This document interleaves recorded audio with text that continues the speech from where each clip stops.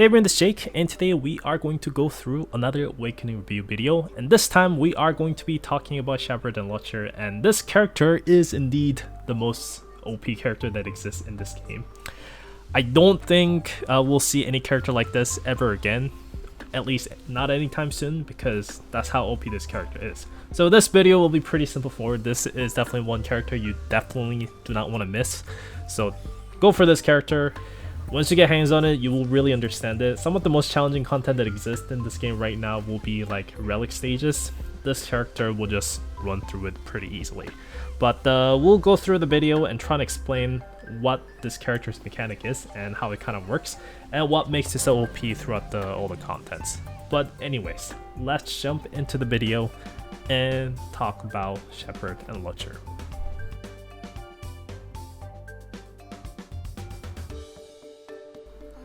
Before we start talking about Shepherd and Lurcher, let's just call this character's name as a dino because it looks like a dinosaur and it's a much simpler name to call it than the whole name itself.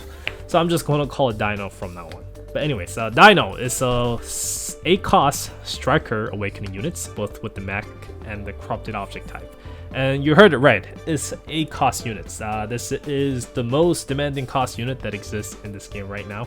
So it's freaking crazy. So if you set it to leader, it will still go to the 7, but yeah, it's very high cost. So if you are brand new players who starts with the like basic ships and trying to start up this character, you might have a trouble early on because you do need to build up that initial 7 cost to deploy the character, which you might not be able to if your ship is not upgraded to the maximum. But it's still not a big deal. As long as you deploy this character will absolutely demolish your opponents for both PvP as well as PvE, at least in the early stage of PvP. But PvE, for example, this character will just rock everything. And it's also movement type is ground type, so it walks on the ground, of course. It's not flying dino, it's walking dino like a T-Rex. And attack type is all range as well, so it is able to attack both ground units as well as aerial units. So this is very good character. It's also a Fury type character, so you do need attack speed gears to see the maximum potential of the character. But honestly, this character is so great, so even if you have a minimal attack speed, you should be able to still see pretty good benefits throughout PVE contents. So let's go through the skill kits of a Dino, and it has a long lines of descriptions, so bear with me here, but it's very simple character, so let me try to summarize it for you. So we should go through the passive skill first. It has a lot of things. It is able to detect the stealth units, so that's very good for PvP. It cannot detect the enemies behind, meaning it works like a siege unit. It's only going to be marching forward, not the backward. It becomes immune to stun, taunt, knockback, as well as a hit stun from an ultimate or the lower skills. So this character is a literally unstoppable monster that's only going to be pushing forward and never get knocked back at all.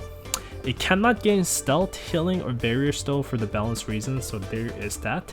And attack increase as the HP becomes lower, so that's another huge plus. And all the attack, it consumes 2% of the HP, so as you start attacking more and more, the HP will gradually deplete, and you cannot heal this character, so eventually it will hit the 50% HP mark.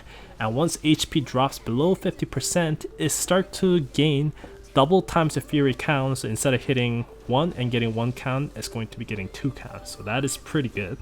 And it's also able to do enhanced attack with every 3 basic attacks. The key part of this passive skill and what makes Dino survive for such a long duration is that when HP drops down below 50%, it's going to be granting you with the immortality buff. And this will be wear off after getting hit 30 times.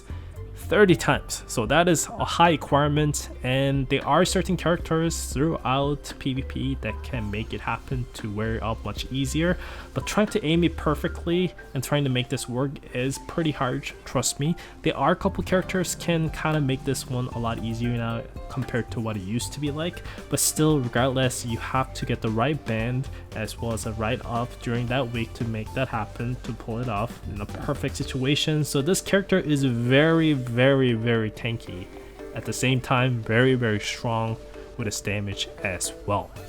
Special skill is another really good skill. It's able to do a AoE damage and do a knockback to the targets while giving surefire buff to your character, meaning they are able to land the hit guarantee to their opponents. So very good way to do damage and such. Ultimate skill though is where it shines the most. It's able to do large amount of AoE damage, but it's also able to enter this enrage rates, and it also able to apply another immortality buff, this time 40 hits instead of 30 hits. It's still 30 hits in the gauntlet, so in the gauntlet it's going to be getting 30 hits immortality once and twice, and with the PB area it's going to be getting once and twice, which is total of 70 hits. That is pretty insane, and that's what makes this dino able to survive for such a long with an inch of HP and able to continue doing damage, stunning targets, pushing back the targets, and keep damage your opponents until they are dead and there's nothing left. And it's incredibly easy to use the ultimate skills for most of the time.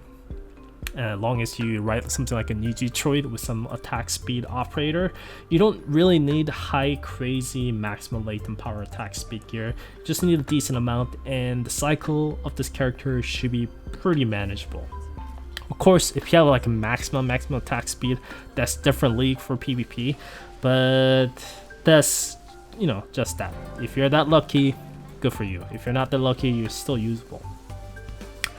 There's some other additional things from the skill list as well, but I kind of exclude that because the main concept of this character is you deploy the units, it will do a couple things, and once HP drops down below 50%, it's going to get the immortality buff, and eventually you will survive long enough to use the ultimate skills, which will give another immortality buff to continue surviving with the inch of HP, getting maximum benefit from the passive skill where it's going to be giving attack boost based on how much HP it has lost, and doing tons of damage, stunning, knockback with its skills, and continue to doing it so long as you're able to keep the cycle going on.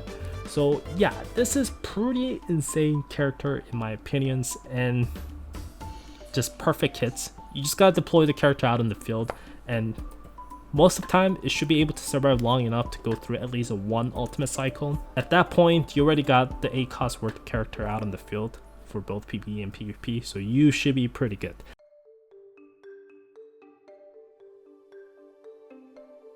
When it comes to gear option, it's a pretty simple character. It's a fury character, so you need to stack up much attack speed as you can. And only different times that I used different gear on this character was during danger close and they had a type advantage on those bosses. I'll swap out to smite or like blaze gear and do additional damage to just one-shot the boss pretty easily. Other than those situations, I always run with my relic speed gear with the anti-ground damage, and this character will be just doing tons of damage and keep stacking up his skill cycle and keep going on and just pretty insane character. When it comes to sub-slot though, I think you have options. You can try to use the accuracy gear or you can try to use the evasion gear. Evasion gear still works on this character because the special skill will give the surefire on. So it doesn't really matter how much accuracy you have, you are always going to be getting guaranteed hits as long as you can keep using that special skill much as you can. So try to use whatever gear that has the most amount of attack speed and you should be good with this character.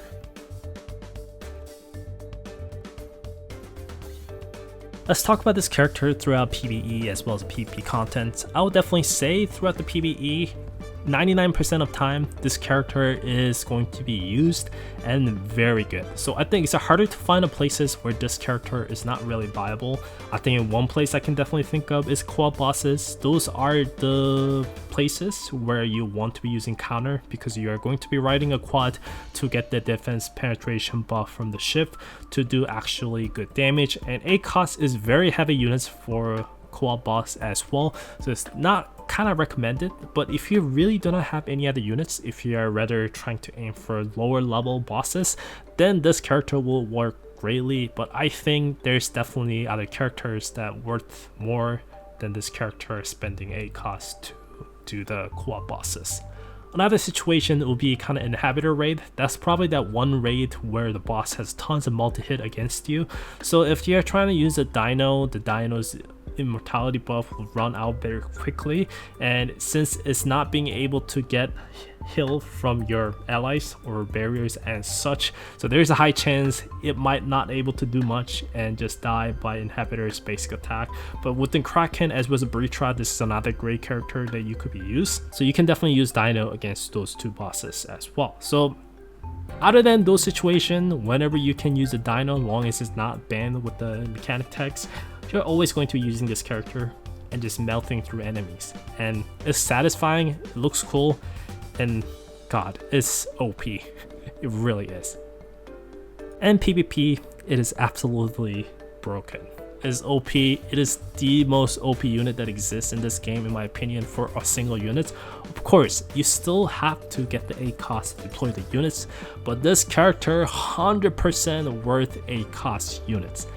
I think it's actually even able to stop the terror units depending how you play it, so that's another crazy part of it. And you don't have to ride a Ninja Detroit, you could be riding other ships.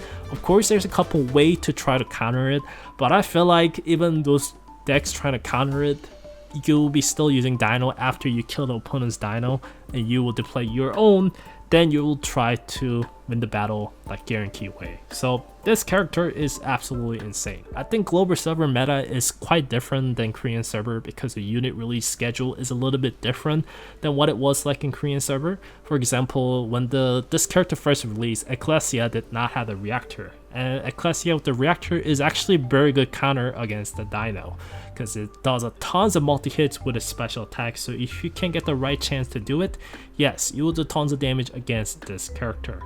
But still, everything considered, this character is still considered as the most OP character that exists in this game, and it's forever banned in Korean server, and it soon will be forever banned in global server as well. I'll be surprised if this character is not on the first priority to be banned for most people. And at least this week, if you pull it out, you are going to be having fun, and you will see what I meant by saying this is the most OP character. Because yeah, you will see a lot of crazy shit happen this week, trust me. So enjoy it while it lasts and until it gets banned forever. But regardless, I think this character is pretty cool. But overall aesthetic of it looks really cool, and the story behind this substream event was kinda sad as well. So I enjoyed it. And there's some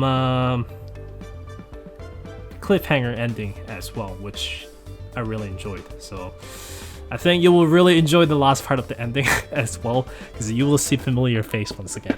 But anyways, that is pretty much it for this video, and hope you guys enjoyed this one. This is Jake. I will see you guys next time.